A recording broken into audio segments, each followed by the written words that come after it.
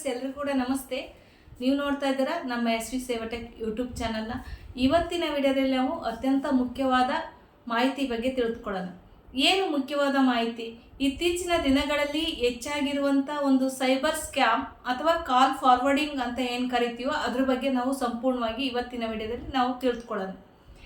ಏನು ಕಾಲ್ ಫಾರ್ವರ್ಡಿಂಗನ್ನು ಯಾವ ರೀತಿ ಮಾಡ್ತಾರೆ, ಅದನ್ನ ಆಗಿದ್ರೆ ಯಾವ ರೀತಿ ಚೆಕ್ ಮಾಡ್ಕೊಳ್ಳೋದು, ಯಾವ ರೀತಿ ಕ್ಯಾನ್ಸಲ್ ಮಾಡ್ಕೊಳ್ಳೋದು ಅಂತ ಸಂಪೂರ್ಣವಾಗಿ ಇವತ್ತಿನ ವಿಡಿಯೋದಲ್ಲಿ ನಾವು ತಿಳ್ಕೊಳ್ಳೋಣ. ಪ್ರತಿಯೊಬ್ಬರು ಕೂಡ ನಾವು ಇತ್ತೀಚಿನ ದಿನಗಳಲ್ಲಿ ಒಂದು 90% ಸ್ಮಾರ್ಟ್ಫೋನ್ ಅಥವಾ ಕೀಪ್ಯಾಡ್ ಫೋನ್ಗಳನ್ನು ನಾವು ಬಳಸ್ತಾ ಇದ್ದೀವಿ. ಅದು ಹೆಚ್ಚಿನದಾಗಿ ನೆಟ್ಗಳನ್ನು ನಾವು ಬಳಸ್ತಾ ಇದ್ದೀವಿ. ಆದರೆ ನಮ್ಮ ಮೊಬೈಲ್ ಏನಾದರೂ ಸ್ಕ್ಯಾಮ್ ಆಗಿದೆಯೋ, ಫಾರ್ವರ್ಡಿಂಗ್ ಆಗಿದೆಯೋ ಅಂತ ನಾವು ಯಾವತ್ತೂ ಕೂಡ ಯೋಚನೆ ಮಾಡಿರಲ್ಲ. ನಮ್ಮ ಮೊಬೈಲ್ ಸೇಫ್ ಇದೆಯೋ ಇಲ್ಲವೋ ಅಂತಲೂ ಕೂಡ ನಾವು ಚೆಕ್ ಮಾಡಿರಲ್ಲ. ನಾವು ನಮ್ಮ ಮೊಬೈಲ್ ಸೇಫ್ ಆಗಿದೆಯೋ ಅಥವಾ ನಾವು ಸೆಕ್ಯೂರ್ ಆಗಿ ಇಟ್ಕೊಂಡಿವೋ ಅಂತ ನಾವು ಇದ್ರ ಬಗ್ಗೆ ಇವತ್ತು ತಿಳ್ಕೊಳ್ಳೋಣ ಯಾವ ರೀತಿ ಅಂತ.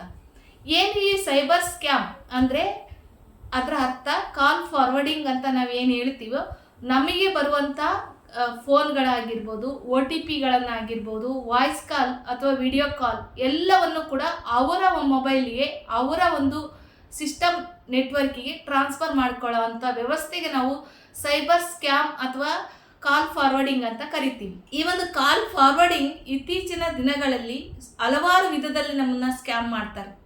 ನಾವು ಪ್ರತಿದಿನ ನಮ್ಮ ಮೊಬೈಲ್ನ ನಮ್ಮ ಹತ್ರ ಇಟ್ಕೊಂಡಿರಲ್ಲ. ಕೆಲವೊಂದು ಸಂದರ್ಭದಲ್ಲಿ ನಮ್ಮ ಸ್ನೇಹಿತರ ಹತ್ರನಾದರೂ ಕೊಟ್ಟಿರ್ತೀವಿ, ನಮ್ಮ ಮಕ್ಕಳ ಹತ್ರನಾದರೂ ಕೊಟ್ಟಿರ್ತೀವಿ, ಅಥವಾ ನಮಗೆ OTP ಹೇಳಲಿಕ್ಕೆ ಬರುವಂಥ ವ್ಯಕ್ತಿಗಳು ಬೇರೆಯವರಿಗೆ ಮೊಬೈಲ್ನ ಕೊಟ್ಟು OTPನ ಹೇಳಿಸ್ತಾರೆ. ಅಂಥ ಸಂದರ್ಭದಲ್ಲೂ ಕೂಡ ಕಾಲ್ ಫಾರ್ವರ್ಡಿಂಗ್ ಆಗಿರ್ಬೋದು.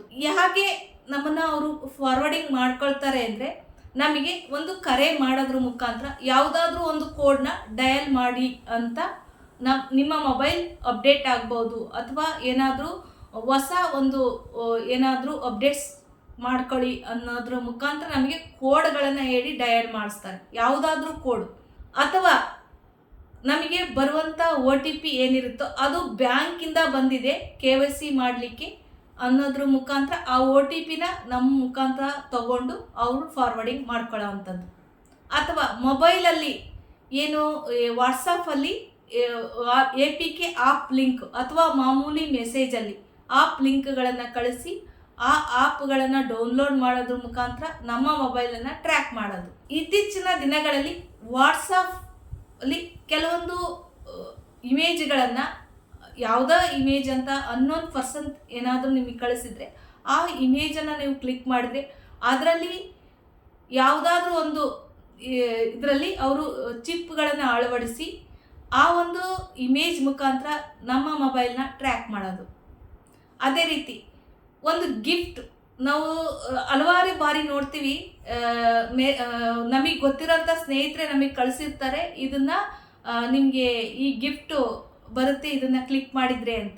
ನಾವೇನಾದರೂ ಅದನ್ನು ಕ್ಲಿಕ್ ಮಾಡ್ತೀವಿ, ಆಗ ಕೆಲವೊಂದಿಷ್ಟು ಗಿಫ್ಟ್ ಬಾಕ್ಸ್ಗಳು ಓಪನ್ ಆಗುತ್ತೆ. ಯಾವುದಾದ್ರೂ ಒಂದ್ರ ಮೇಲೆಲ್ಲ ಕ್ಲಿಕ್ ಮಾಡಿದಾಗ ಒಂದು ಮನಿ ಆಗ್ಬೋದು, ಯಾವುದೋ ಒಂದು ಗಿಫ್ಟ್ ಓಪನ್ ಆಗುತ್ತೆ.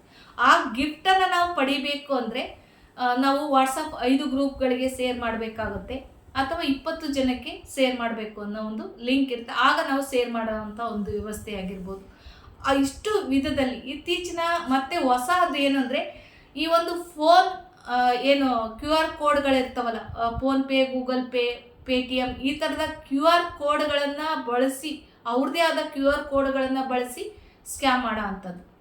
ಈ ರೀತಿಯಾಗಿ ನಮ್ಮ ಫೋನುಗಳನ್ನು ಅವರು ಎಲ್ಲ ಡಾಟಾಗಳನ್ನು ಅವ್ರು ಯೂಸ್ ಮಾಡೋ ಅಂಥದ್ದು. ನಮ್ಮ ಬ್ಯಾಂಕ್ ಡೀಟೇಲ್ಸ್ ಆಗಿರಲಿ, ನಮ್ಮ ವಾಯ್ಸ್ ಕಾಲ್ಗಳಾಗಿರಲಿ, ವಿಡಿಯೋ ಕಾಲ್ಗಳಾಗಿರಲಿ, ಪ್ರತಿಯೊಂದನ್ನು ಕೂಡ ಅವರು ಸ್ಕ್ಯಾಮ್ ಮಾಡೋದ್ರ ಮುಖಾಂತರ ಅವರು ನಮ್ಮ ಫೋನನ್ನು ಅವರು ಕನೆಕ್ಟ್ ಮಾಡ್ಕೊಳ್ಳೋ ಅಂಥ ವ್ಯವಸ್ಥೆಗೆ ನಾವು ಸೈಬರ್ ಸ್ಕ್ಯಾಮ್ ಅಥವಾ ಕಾಲ್ ಫಾರ್ವರ್ಡಿಂಗ್ ಅಂತ ಕರಿತೀವಿ. ನಾವು ಇವತ್ತಿನವರೆಗೂ ಕೂಡ ಇದು ಆಗಿದೆಯೇ ಇಲ್ವೋ ಅಂತ ನಾವು ಅದನ್ನು ಚೆಕ್ ಮಾಡಿರಲ್ಲ. ನಮಗೆ ಗೊತ್ತಿರಲ್ಲ ಯಾವ ರೀತಿ ಆಗಿದೆ ಅಂತೇಳಿ. ಹೇಗೆ ಚೆಕ್ ಮಾಡ್ಕೊಳ್ಳೋದು? ನಾವು ಕೂಡ ನಮ್ಮ ಮೊಬೈಲಲ್ಲಿ ಫಾರ್ವರ್ಡಿಂಗ್ ಆಗಿದೆಯೋ ಇಲ್ವೋ ಅನ್ನೋದನ್ನ ಚೆಕ್ ಮಾಡ್ಕೋಬೋದು. ಏನು *#21# ಡಯಲ್ ಮಾಡಿದರೆ ನಿಮ್ಮ ಮೊಬೈಲಲ್ಲಿ ಒಂದು ಸ್ವಲ್ಪ ಹೊತ್ತು ವೆಯ್ಟ್ ಮಾಡಿದರೆ ನಿಮಗೆ ಒಂದು call forwarding status is not forwarding ಅಂತ ಬರುತ್ತೆ. ಫಾರ್ವರ್ಡ್ ಏನಾರ ಆಗಿದ್ರೆ ಅದೇ ಡಯಲ್ನ ನೀವು ಅದೇ ಕೋಡ್ನ ಡಯಲ್ ಮಾಡಿದಾಗ *#21# ಡಯಲ್ ಮಾಡಿದರೆ ಏನಾದರೂ ಫಾರ್ವರ್ಡಿಂಗ್ ಆಗಿದ್ದರೆ ಏನು ಕಾಲ್ ಫಾರ್ವರ್ಡಿಂಗ್ ಯಾವ ನಂಬರಿಗೆ ಆಗಿರುತ್ತೋ ಆ ನಂಬರ್ ಡಿಸ್ಪ್ಲೇ ಆಗುತ್ತೆ. ಫಾರ್ವರ್ಡಿಂಗ್ ಆಗಿದ್ರೂ ಪರವಾಗಿಲ್ಲ, ನೀವು ಅದನ್ನು ಕ್ಯಾನ್ಸಲ್ ಮಾಡ್ಕೋಬೋದು. 2 ಕೋಡ್ ಇದೆ, ಯಾವುದಾದ್ರೂ ಒಂದು ಕೋಡ್ನ ಯೂಸ್ ಮಾಡಿ. #002# ಅದನ್ನಾದರೂ ಯೂಸ್ ಮಾಡಿ ಡಯಲ್ ಮಾಡಿ, ಆಗ ಏನು ಕಾಲ್ ಫಾರ್ವರ್ಡಿಂಗ್ ಆಸ್ ಬೀನ್ ಡಿಸೇಬಲ್ಡ್ ಅಂತ ಬರುತ್ತೆ. ಅಥವಾ ಇನ್ನೊಂದು ಕೋಡ್ #002# ಡಯಲ್ ಮಾಡಿದರೆ ಅದು ಕೂಡ ಕಾಲ್ ಫಾರ್ವರ್ಡಿಂಗ್ ಎನ್ಶೂರರ್ ಅಂತೇಳಿ ಬರುತ್ತೆ, ಅದನ್ನಾದರೂ ಯೂಸ್ ಮಾಡಿ. ಈ 2 ಕೋಡ್ಗಳನ್ನು ನೀವು ನೋಟ್ ಮಾಡಿಟ್ಕೊಳ್ಳಿ. ಆವಾಗವಾಗ ಯಾವ ಟೈಮಲ್ಲಿ ನಾವು ಸ್ಕ್ಯಾಮಿಗೆ ಒಳಪಡ್ತೀವಿ ಅಂತ ನಮಗೆ ಗೊತ್ತಿರಲ್ಲ, ಆವಾಗವಾಗ ನೀವು ಆ ಒಂದು ಸ್ಟೇಟಸ್ನ ಚೆಕ್ ಮಾಡ್ಕೊಳ್ಳಿ.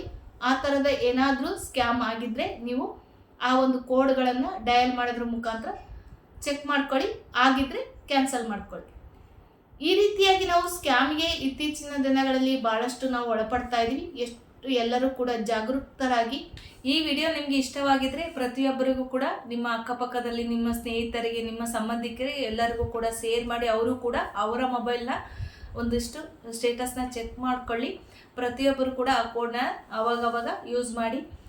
ಈ ವಿಡಿಯೋ ನಿಮ್ಗೆ ಇಷ್ಟವಾಗಿದೆ ಅಂದ್ಕೊಂಡಿನಿ. ನಿಮ್ಮೆಲ್ಲರೂ ಕೂಡ ಕೊನೆವರೆಗೂ ನೋಡಿದ್ದಕ್ಕೆ ನಿಮ್ಮೆಲ್ಲರಿಗೂ ಕೂಡ ನನ್ನ ಕಡೆಯಿಂದ ಮತ್ತು ನನ್ನ ಚಾನಲ್ ಕಡೆಯಿಂದ ಥ್ಯಾಂಕ್ ಯು ಫಾರ್ ವಾಚಿಂಗ್. ಧನ್ಯವಾದಗಳು.